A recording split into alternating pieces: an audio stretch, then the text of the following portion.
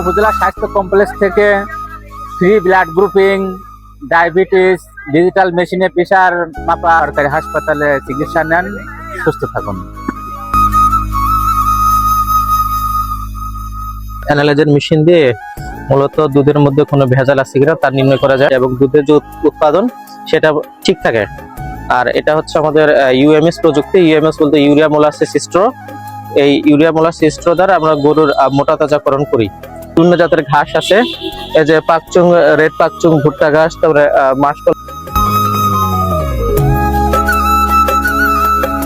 আজকের মেলায় আমি ছিলাম আমার কিছু হোমমেড কেক এবং হোমমেড ফাস্টফুড নিয়ে।